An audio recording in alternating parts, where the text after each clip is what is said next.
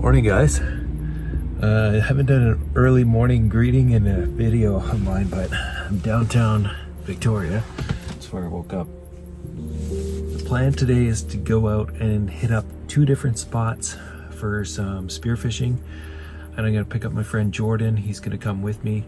So we're gonna go to this secret pinnacle, if you will, which is a mission to get to.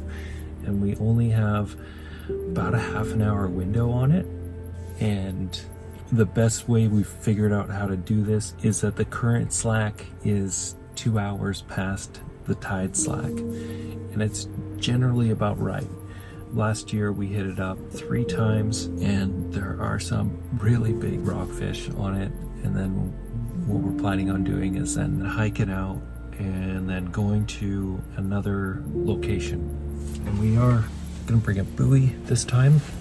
We're bringing it to both locations actually, but we're going to be using the buoy at the second location, hopefully with some fish carcasses that we get from the first spot, and drop those down for some crab, maybe. It's a sandy bottom, so I don't know. We might get some dungeons, but we'll see.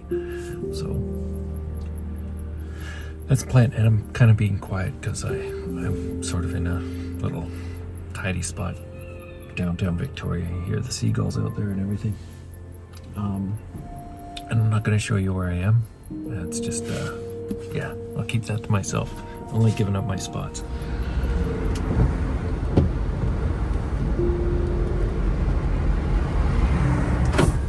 There you go. I probably overdid it because I didn't sleep good, and then I went to the gym and did a workout. Oh yeah? Yeah. Well, We'll see. I mean, the Pinnacle is our first dive, but that should be fine. I know. Yeah, it's true.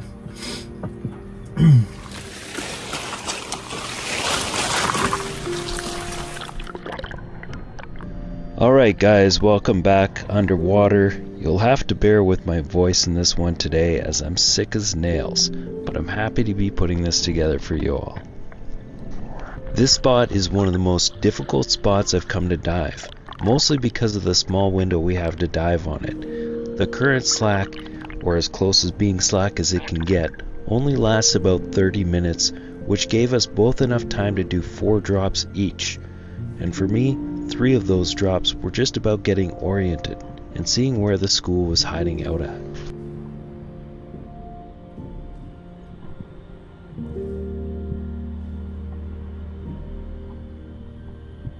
Right here you might notice the nice looking lingcod with his head hiding behind the piece of kelp. He definitely caught my eye, but I figured he was too close to the mark to warrant a shot, and I certainly didn't want to find out the hard way. Instead, I focused on what I came down here for and tried to line up on a bigger rockfish in this school, knowing full well that the really big ones are lurking just on the edge of what I could see in this spot. And if I'm to be honest about this, I was a little confused about whether or not I should take a shot on one of these fish or see if I could manage one more drop in this area and try for a bigger one. As you could see, I wasn't fully committed to that one, but it was nice to have a better feel of the situation and have something to visualize the next dive with.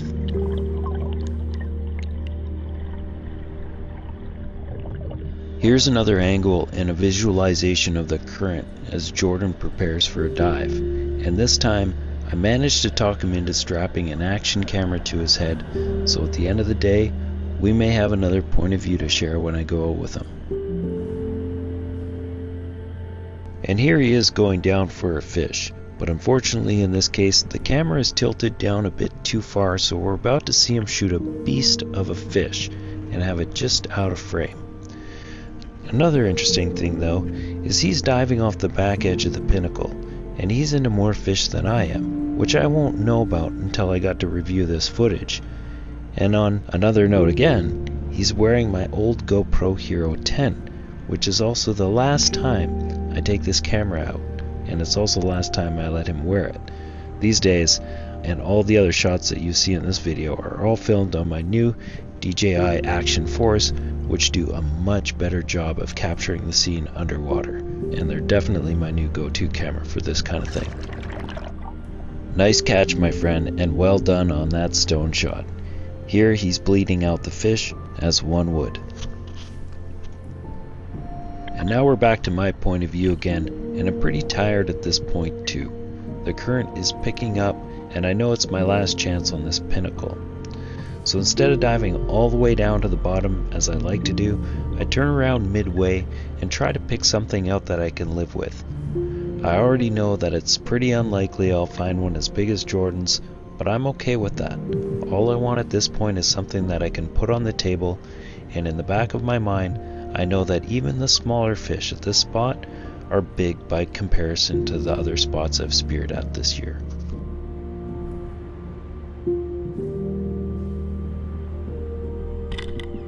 And wouldn't you know it, I got a stone shot too. You'll probably notice that all the pigment has washed out of the fish's body, and I've seen this before a couple times with stone shots in particular. I don't know the biology behind it, but I would think it's a shock response to getting skewered in the brain by a giant piece of metal. And yeah, I don't know any other way to put that more lightly. At the end of the day, I am killing my own food. Yeah, you definitely have the bigger fish. It's the first that thing for a rockfish. that is huge. Yeah, I know. 55 and a half. That's a big fish. What's that? 55 and a half. That's just under 22 inches. Yeah. 22. Yeah.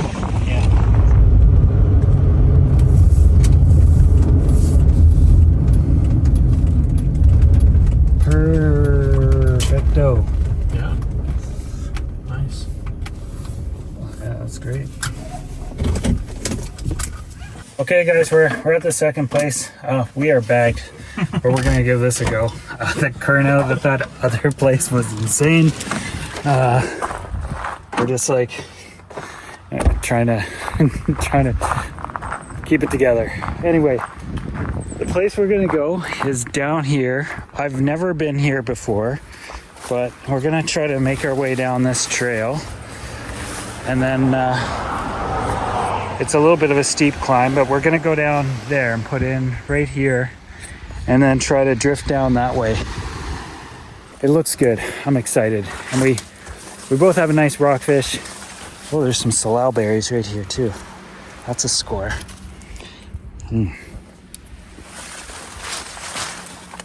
Those are good too.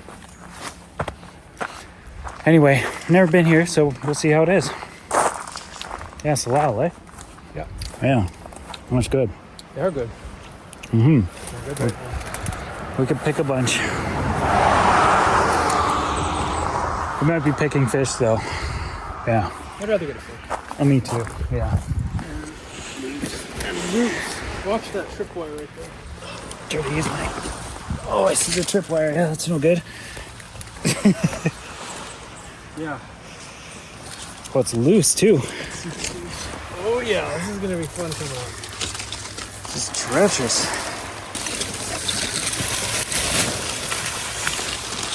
You okay?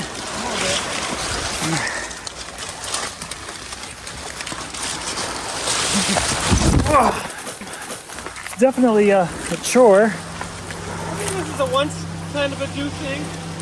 Yeah, I don't know if I'll do this again. Unless the spot is like super duper amazing.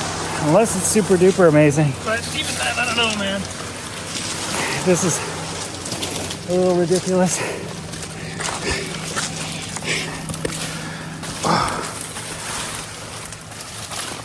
That was an approach. That was an approach.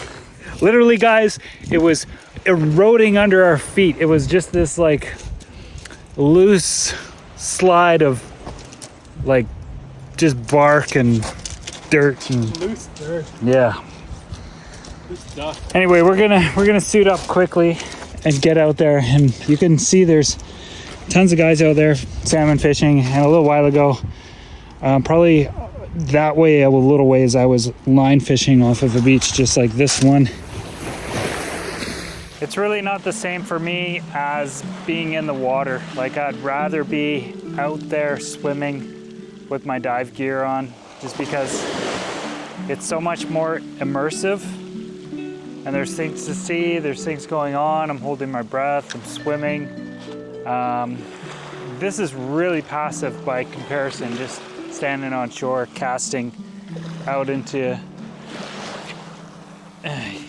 you know, something that I can't see, there's a good chance I'm just reeling this thing across sand and there's no fish there at all. Whereas if I was diving, I'd kind of put that together and I'd be like, okay, let's go check out the kelp and, you know, swim over there and look around. I'd spent quite a bit of time there, and I was thinking I could bring my fishing rod with me out there diving and then catch a salmon, because you're not allowed to spearfish a salmon, and I usually go through a whole season without catching one. But anyway, I thought maybe I'd bring the fishing rod out diving and dive with the fishing rod. The only thing that bugs me about it is that I bring the reel under the water, and even though it's designed to seal out salt water, I don't think it's gonna do really well living in salt water. I'm just gonna ruin a perfectly good piece of equipment, and I don't want to do that. So anyway, we've got this little bait bag that we're gonna bring out with some fish carcasses from the other fish, and we're gonna drop that down and see if some crabs move up on it as I just step into some dog poop. Oh no! Oh, Your socks. totally. Oh, that sucks. Owners. Yeah. At least it's not like mushy. It's kind of mushy, but it's dry, mushy. All right, before we get wet, I gotta show you what we're doing here. So this is my nice new caliper, by the way, for crab. It's a stainless steel one, and it's got this little bent section right here, so you can put the edge of the carapace there and measure right across there for the Dungeness. And that's the British Columbia measurement, and that's the British Columbia red rock crab measurement. So anyway, that's that, but that's not why I'm sharing this little part. See this little bait bag that I've got? And I'm gonna attach that to this weight. And those fish we just caught, these are the carcasses. So, very lovely. We'll just put those in there, like so. And this might bring in some crab or something. And as well put this down there too. And all live in one place together. And we're off again. I'm just backing out here because it's easier to do that with long fins on, but it's also hard not to pick up a few stones in the foot pockets of your fins when you do that. Once I got out to a deeper spot, I dropped the bait bag and promptly removed said stones from my foot pockets.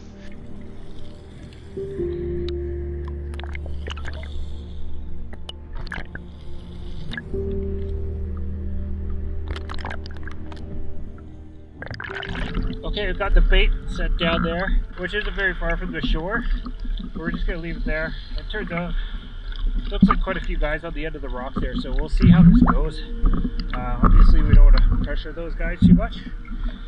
We're their fishing experience, but we're gonna go that general direction and just see the topography changes underwater a little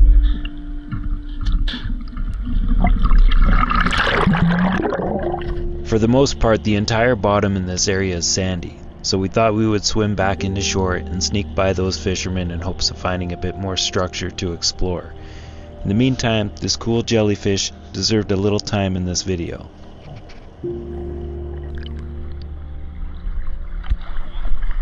Hello. I figure we'll go this way, that way we're not upsetting your fishing area. No, I've never been here before.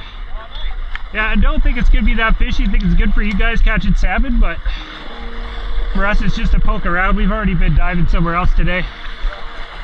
Yeah.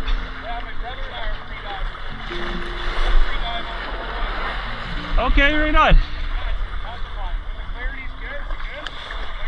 Yeah, we were in a different spot earlier today. We pulled some fish this morning already. And we got a little bit left on the daily limit, but not much. I don't think we're gonna see anything here though. But might find some fishing lures. I'll throw them up to you if I get some. Yeah. It didn't take very long to find the first one either. This one didn't have a hook attached to it, so I stuffed it into the sleeve of my suit, which so far seems to be the best way of managing these things when I'm out here. When they do have a hook on them, I usually toss them back up to any fisherman on the shore, or at least throw it up onto dry land and trust that the next fisherman will pick it up. That being said, we did pass along some lures to a young boy who we saw on our way back from this dive. In a way, it was kind of nice that this place wasn't fishy, and while I did have my spear gun, it felt good to focus on the smaller things like this jellyfish instead.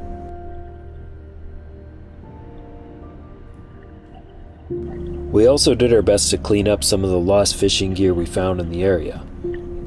It can be challenging with the lines though, as these can easily get wrapped up in any gear you have on your body, such as your weight belt, your fins, your dive knife, your mask, your watch.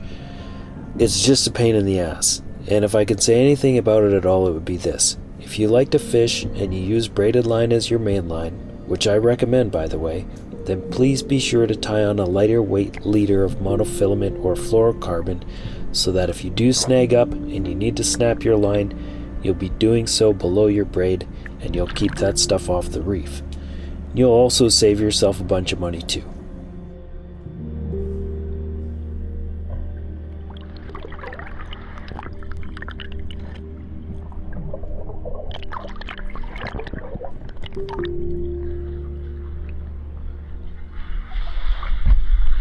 Wow. That's cool. This kind of thing's pretty fun.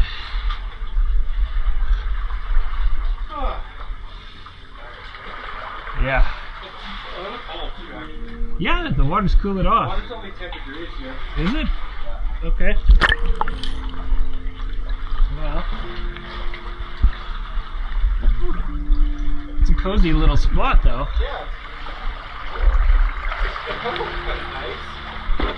It's soft. Yeah. Nothing short farther.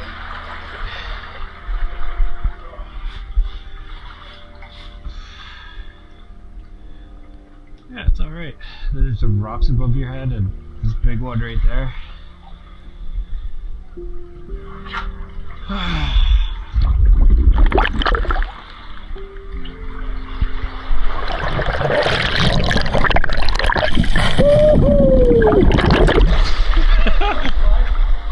Wow.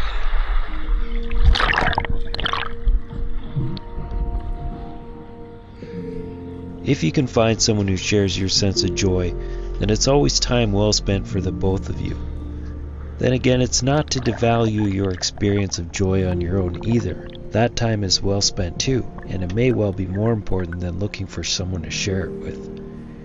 It's just nice to include others when you can, and not force anything out of it.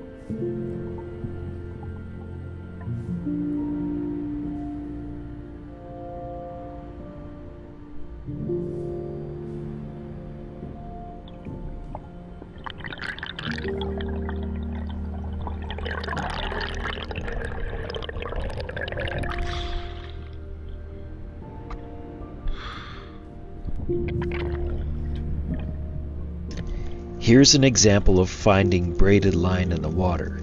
In this case, it's the green line attached to a leader material, which may well be a heavier rated line than the braid itself. Either way, it was snapped off well into the main line, leaving a lot of it out here to get tangled up into this kelp. Most of this stuff was out of sight and out of mind for me until I started diving, and I'd be misleading if I didn't share my own ignorance of this situation. I have, and I still do, fish with a hook and line, and I most certainly lost more than my fair share of fishing gear into the waters. But it's only now that I spend more time below the surface than I do on top that I see this stuff, and what it does to the environment. I think a lot of it goes unnoticed because it's easy not to see what's below the surface of a body of water. But that doesn't mean it doesn't deserve our attention or capacity to think beyond what we cannot see.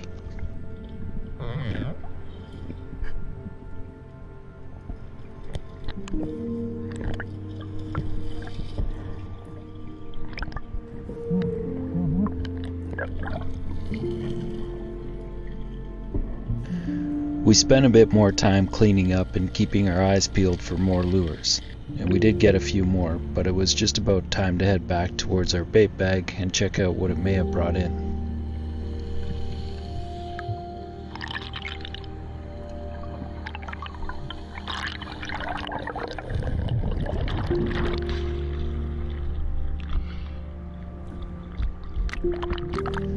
On the way over, we found a giant fried egg jellyfish, the biggest one I've ever seen. And to give you an idea, the bell is about the size of a beach ball, and the tentacles are well over 6 meters or 20 feet long. And while we are mostly protected from our wetsuits, we were still careful not to get too close so as not to disturb it any more than we may have. Some of those tentacles thin out to be less than the diameter of a human hair, and are very hard to see in the water. From doing a little bit of research, I found that these jellyfish feed on suspended plankton in the water, and from what I can tell, this is about as big as they get.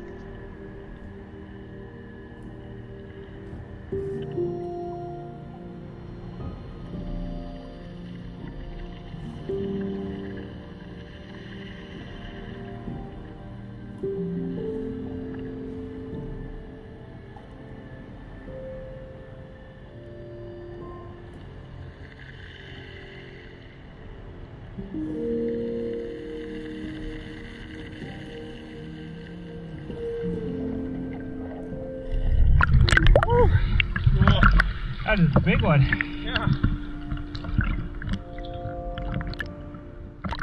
After that, it was time to check on the bait bag. Jordan got a head start, and from what I can tell, he's got a couple red rocks in his hands, so I'm not feeling overly optimistic. Red rocks are good, but they are almost more work than what they are worth, and I've been passing them up lately. Even so, it was nice to see this bait bag working as well as it did, and it will certainly be something I try again in the future.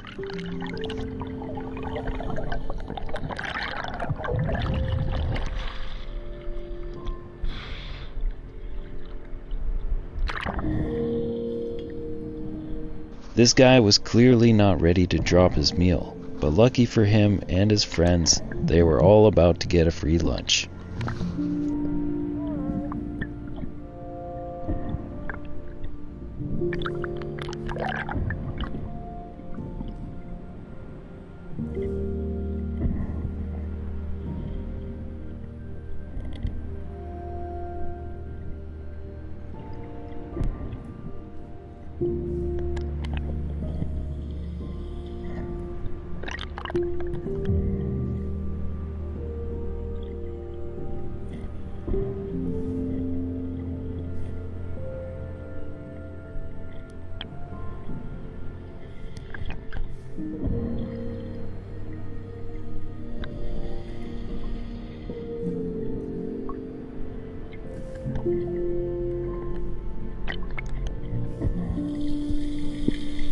Crabs. Yeah. Yeah, there'd be some happy crabs. Lots of them. Well, that works well. I thought it'd be red rocks. Yeah, it works really well. I stashed a bunch of lures right in here. There's 4 there.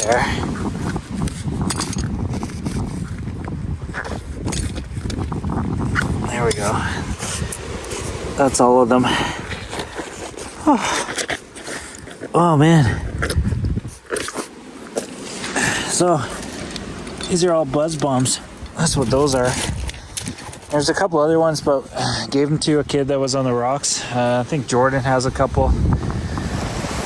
Thanks for coiling that up, Jordan. I really appreciate it. I know you can't hear me right now, but you can hear me if you watch this video. You did a terrible job. Are you? Yeah. Oh.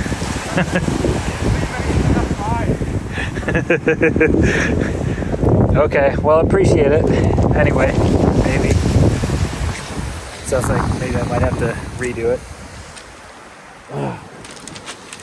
Anyway, there we go. I'm trying to decide whether I put the shitty sock back on. We kind of put some stuff around the poop so I don't step in it again. And we're thinking we might be able to go down to the rocks, see if we can hike up that way. because that was crazy. I don't want to go up there.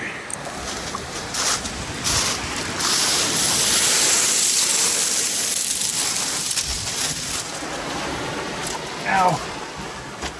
I got rocks in my... Oh yeah, rocks. Rocks in my Crocs. Those aren't nice to step on. There we go.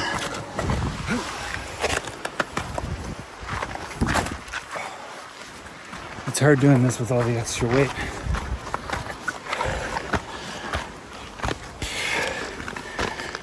This is much better than that slope we went down. Yeah, I'm loving that. Yeah. That slope could have just been like a sweat fest and dirty and Yeah. dangerous. Yeah.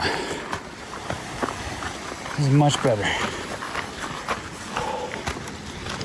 And it's more beautiful too.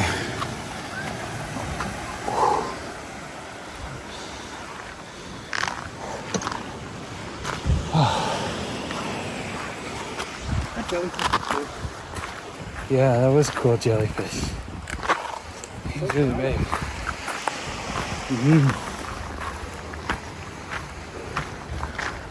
Steep cliff.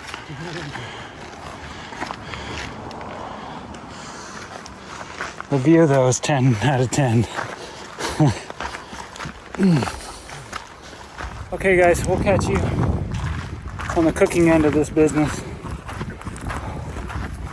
And it's not gonna be tonight. That sunset is so dope though. Like that is unreal. Gorgeous.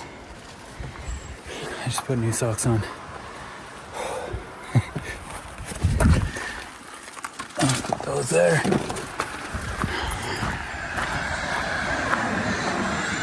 Yeah. That is really cool. Like there you go. That's the color that I'm seeing from way back here. It's just, it's washed out, but it's like that. That is totally awesome.